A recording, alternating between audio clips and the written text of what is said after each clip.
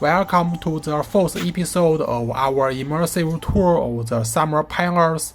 In this episode, we will begin exploring the mountain section.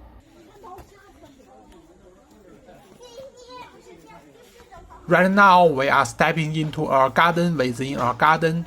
This footage was filmed in July, right at the peak of the lotus blossom season. This cluster of buildings is known today as the Garden of Harmonious Pleasures, but when it was first built in 1751, it was called Huishan Garden. Most of its design was inspired by Jichang Garden in Huishan ancient town.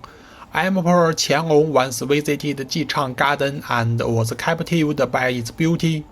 Upon returning, he created this smaller version in the Summer Pioneers, naming it after its prototype's location, the Huishan town. All the buildings here are linked by covered corridors. They are narrower and shorter than the famous long corridor, but built in the same style.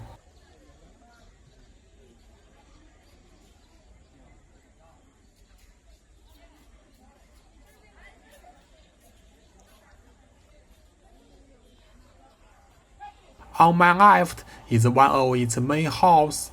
In southern China, private gardens like this, including the classical gardens of Suzhou or World Heritage Site, were often the residence of high-ranking officials or wealthy merchants.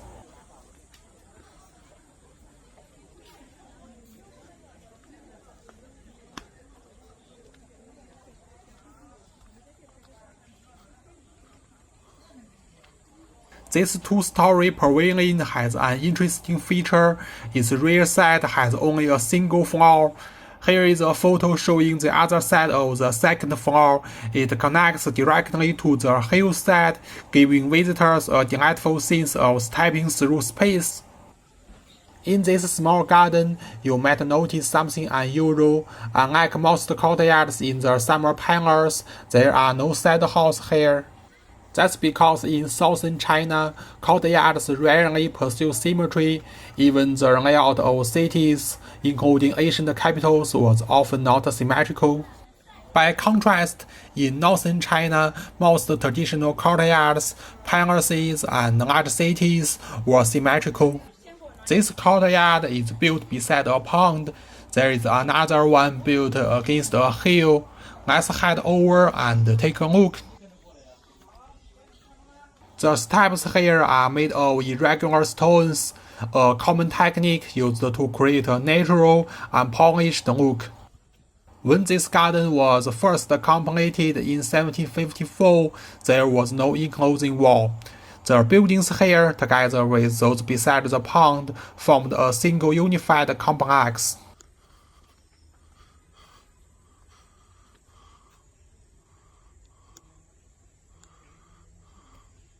But in 1811, Emperor Qing, son of Emperor Qianlong, made major alterations to this garden and to other parts of the Summer Pioneers.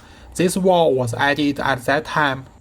This is the main hall of the entire courtyard, with its flying eaves. It's called the Chamber of Clearness. But once the wall went up, this part of the complex began to feel like a sealed-off backyard.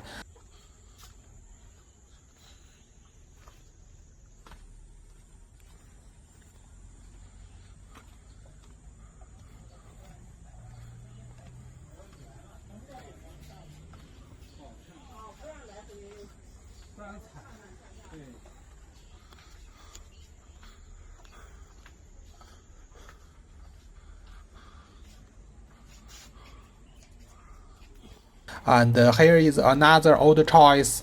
Why wall off this covered corridor? These added walls enclosed the courtyard and destroyed the original sense of openness.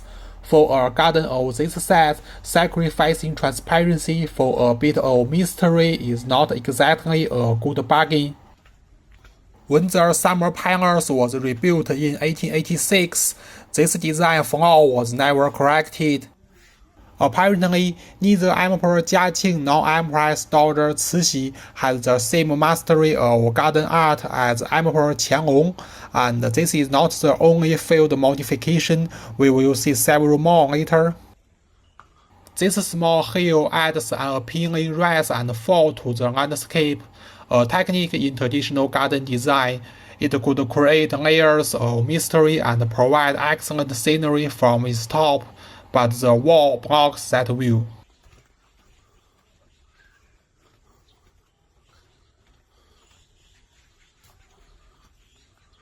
Beyond this wall were the quarters for servants and ministers, used when Emperor vacationed here. Emperor Jiaqing often stayed in this garden, which is why he made so many changes to its original design.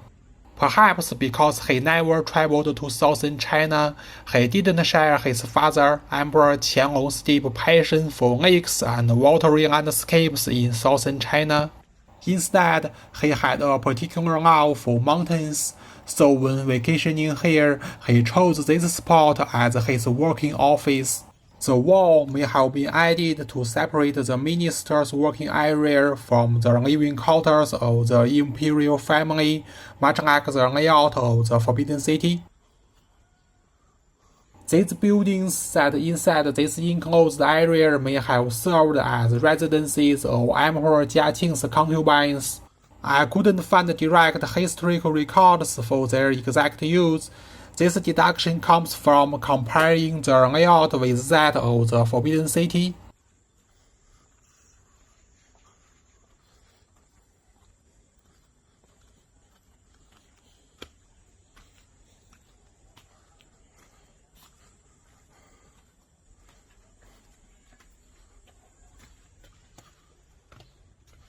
Here, beside the main hall, stand two side halls. In the Forbidden City, similar halls are located next to the Emperor's private quarters.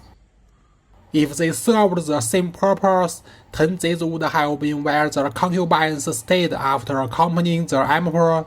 They had to leave the Emperor's bedroom before he slept and retire to nearby chambers.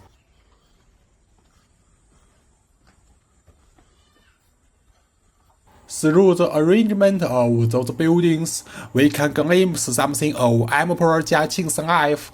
He was not a man of extraordinary talent, but diligent and frugal, still a pretty good emperor in Chinese history.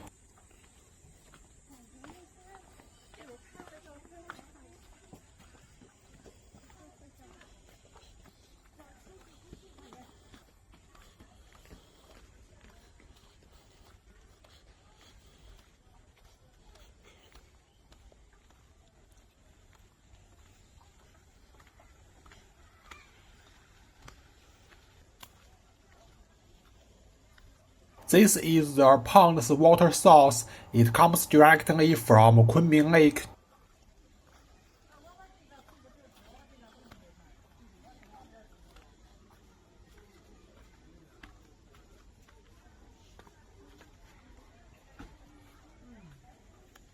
Alright, let's head back to the front section of this garden.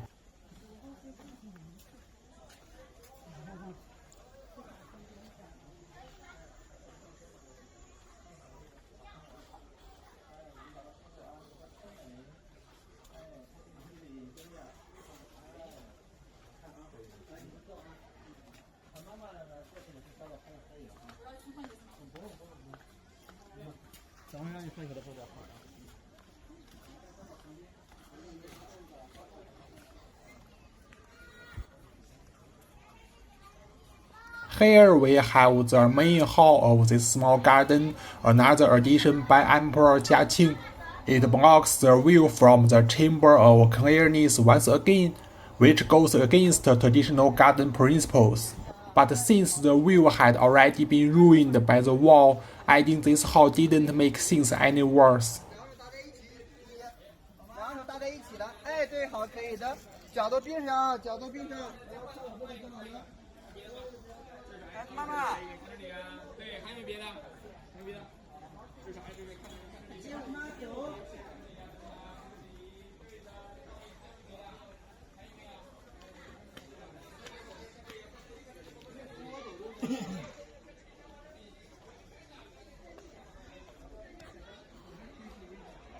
Originally, this hall was an open-sided pavilion used to display Emperor Qianlong's large stone carvings.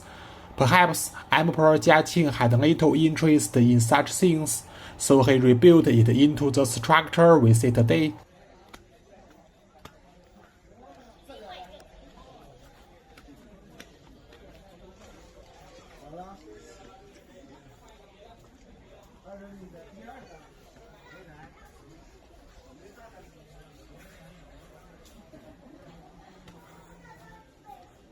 Here stands a stele inscribed with Emperor Qianlong's poems about this small garden, a relic dating back to 1754.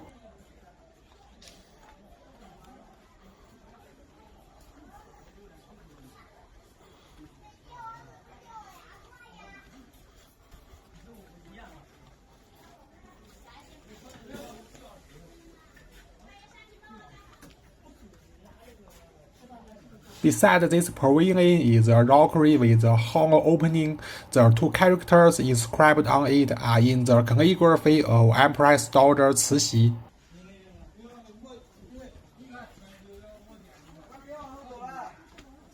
This west-facing hall is built on a high platform, which was clearly intended for viewing the scenery. Creating height difference like this is a classic technique in small gardens, especially in private gardens of southern China.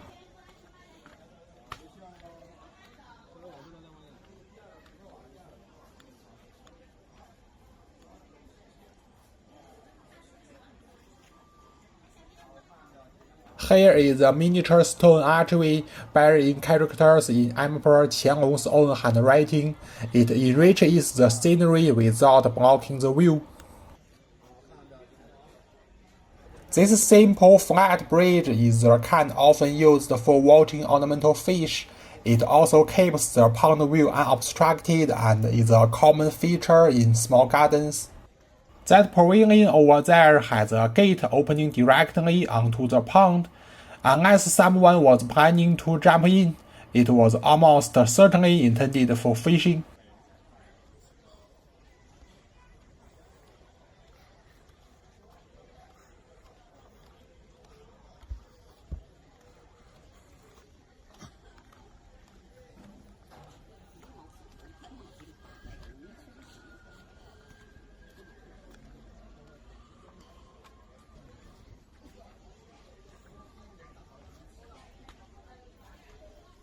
Finally, here are two large open pavilions, perfect places to rest or hold a summer banquet.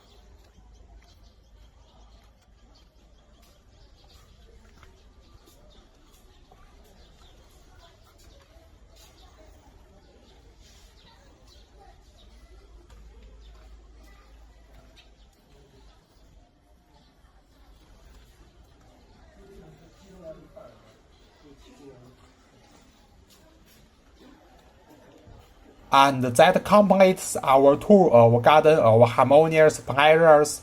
Now let's head out and begin our climb into the mountain.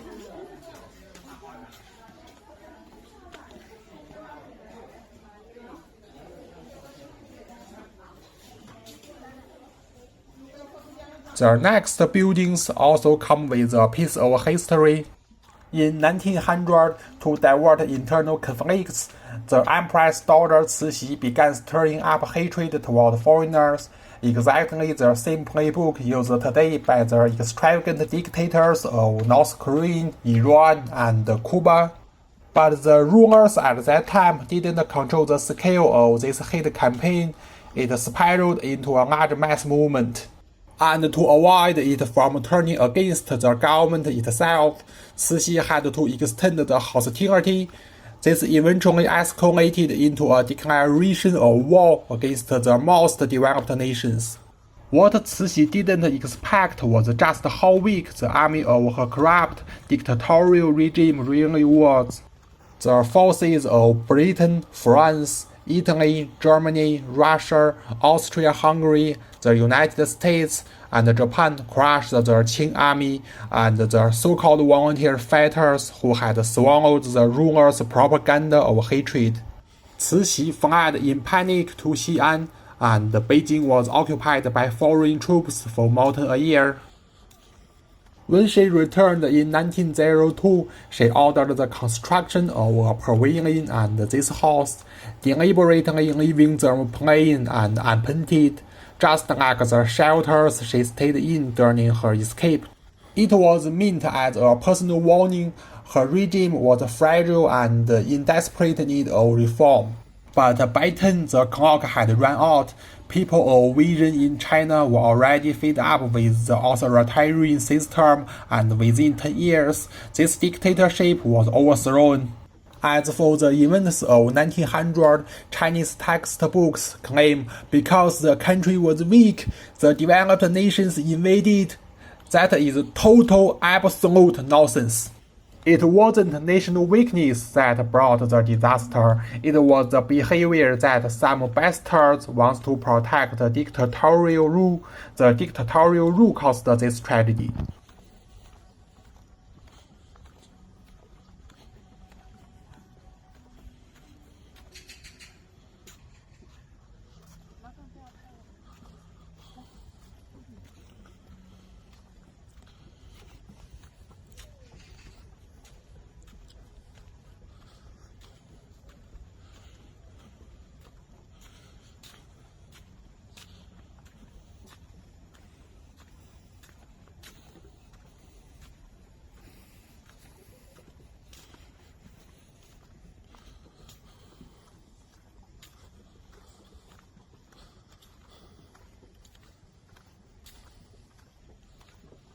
This courtyard is called the Hall of Increasing Longevity, a name that reflects its original purpose.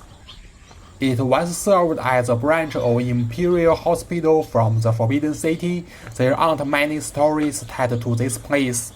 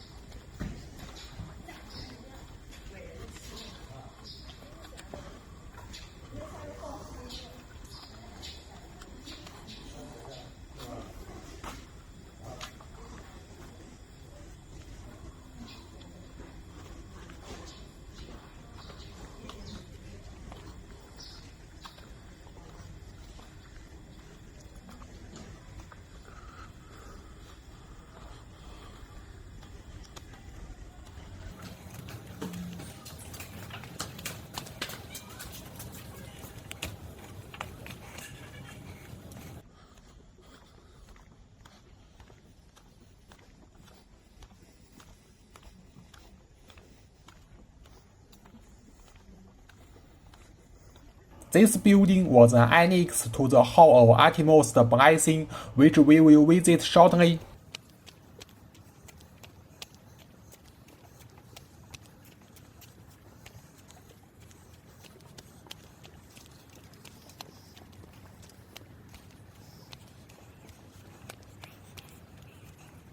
Perched on a relatively high spot is a large structure just restored last year, known as the Hall of Utmost Blessing. Back in the Qing Yuan period, there was a two-story flower-shaped pavilion called the Tower of Apple Finger. This photo, taken by Phyllis Beetle in 1860, just days before it was burned, is the only image of it.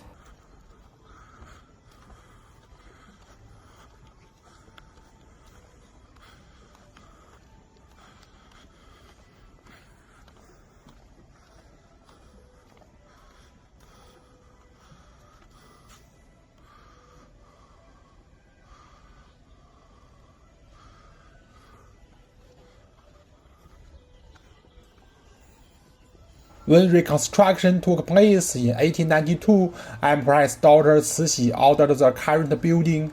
She wanted a venue close to her residence where she could admire the moon, watch the rain, and host banquets. That's why there is a large pavilion directly attached to the main hall. From a garden design perspective, however, this building is something of a misstep, but I'll save the details for episode 6 when we visit South Lake Island.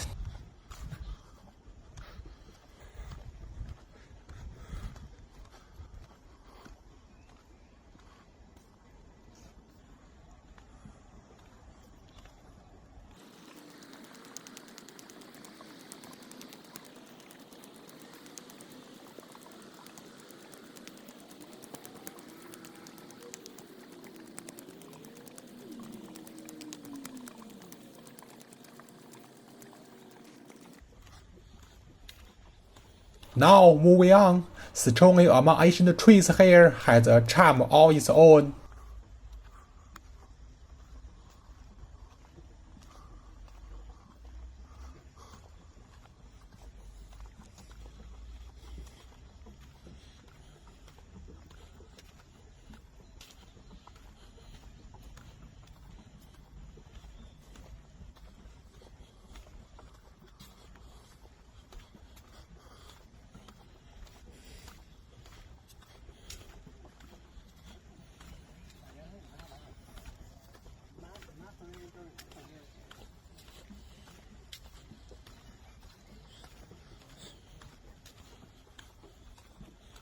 The next courtyard is not open to the public.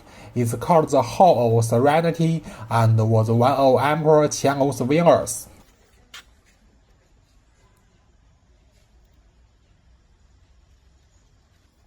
Its south gate faces the mountain, and just outside its north gate is a wharf, allowing the emperor to arrive by boat. The building was only rebuilt in 1996, barely 30 years ago. Why so late? Because in the final decades of the Qing Dynasty, the imperial treasury could no longer fund the restoration of all the summer palace structures. Most of the buildings behind the mountain were simply abandoned. Even some of other restorations were financed by diverting funds meant for the navy. Financial exhaustion is always a warning sign for a collapsing autocracy. A pattern history has confirmed time and again, without exception. This road was deliberately designed to wind and twist, with gentle rises and dips, giving it a feel completely different from an ordinary park.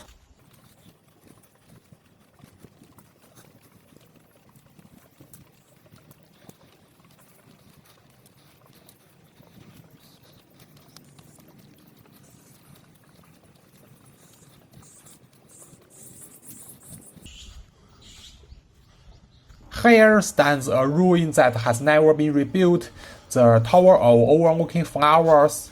The name may sound strange.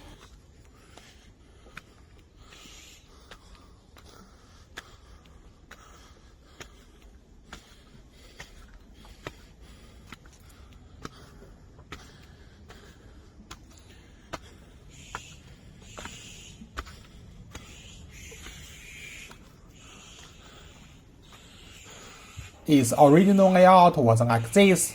Right now, we are standing here. Everything you see here dates back to 1754. This hall remains only its pillar bases and part of the walls, but that pagoda over there survived the fire of 1860. Let's pass through the rockery. This complex is a mix of regular courtyard and a temple built for the Emperor Qianlong's mother. On my right, there used to be covered corridors. Things that have stood here for centuries give you a feeling almost like time travel, even if they are just ruins.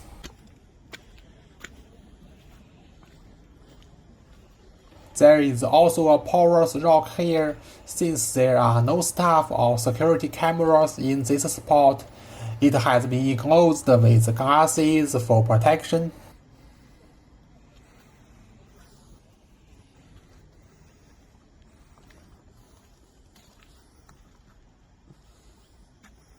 The stone steps have been broken over nearly 300 years. I personally love these unrepaired relics. The cracked stones and crumbling walls are the marks left by time itself.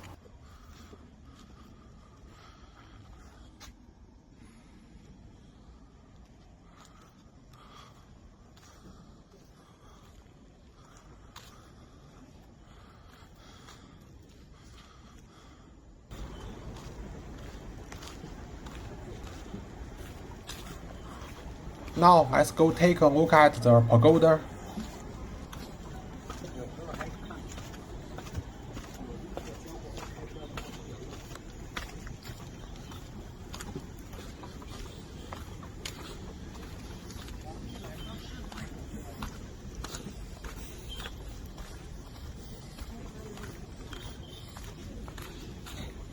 On my right, there once stood a two-story tower. The back gate on its second floor opened right here, just like the tower we saw earlier in the Garden of Harmonious Pleasures. From the moss growing here, it's obvious that almost no one visits this place.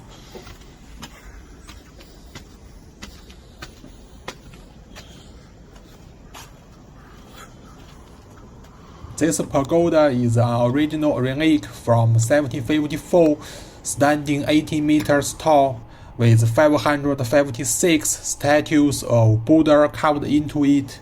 Buddhists often create statues to manifest the power of the Buddha. This is one reason why so many grottos in China have been designated as World Cultural Heritage. For Buddhists, statues are what the cross is for Christians. That stele over there, which once introduced this tower, is also from 1754.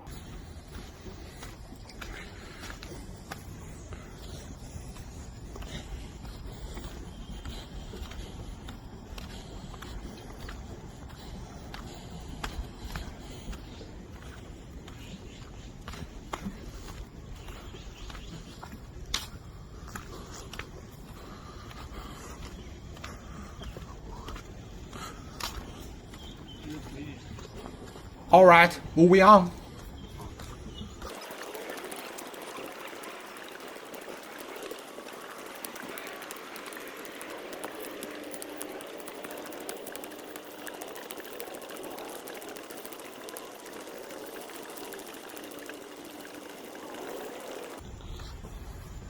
The complex we just visited was built atop a platform 7 meters high, making it resemble a small castle.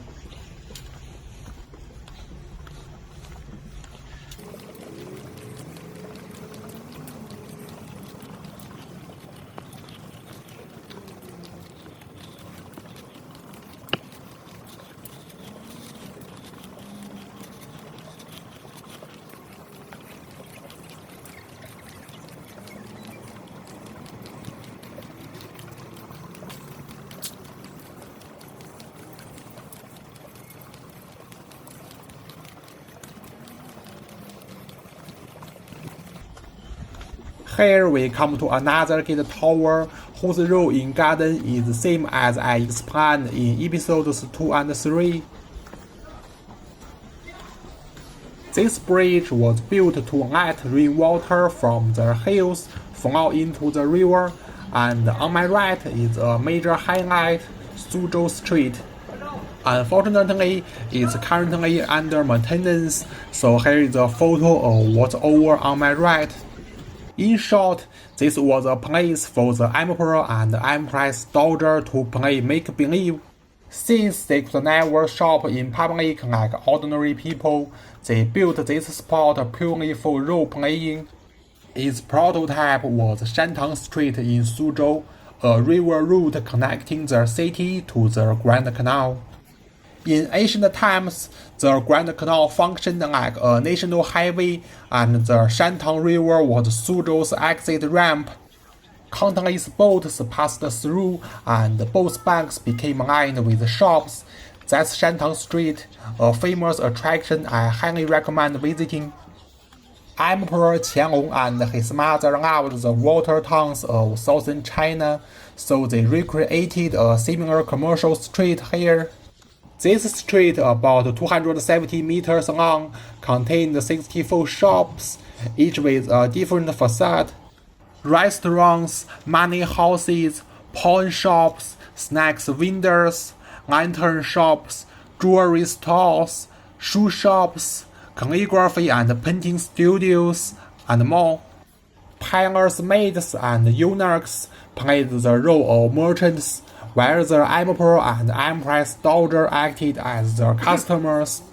You may have noticed though that the buildings here don't share the same architectural style as their Suzhou inspiration. The Garden of Harmonious Pleasures we visited just now don't share the same style as its prototype either. That's because in northern China, winters are severe and bare of greenery, so buildings are often more intricate in structure and painted in vivid colors to avoid a dull landscape. In the south, however, green plants are present year-round, so there is less need for ornate designs and bright colors. And summers there are long, so wet walls are common for their cooling effect. In fact, each individual shop here was modeled after the Dasheng sub-district in Beijing, a place you can still visit just south of Tiananmen Square. This street was actually neglected during the Summer Palace's reconstruction from 1886 to 1895. What you see today was rebuilt in 1990. In the Summer Palace, we don't just witness the artistry of Chinese gardens and the beauty of the scenery, we also see the extravagant lifestyle of the imperial family. It's hard to imagine building such an elaborate complex just for a game, but when ordinary people are regarded as little mountain slaves in the eyes of absolute rulers, it's no wonder revolutions erupt so often in Chinese history. That's all for this episode. In the next one, we will continue exploring the mountain area and its religious buildings. If you enjoy these kinds of detailed cultural explanations, please subscribe. See you next time.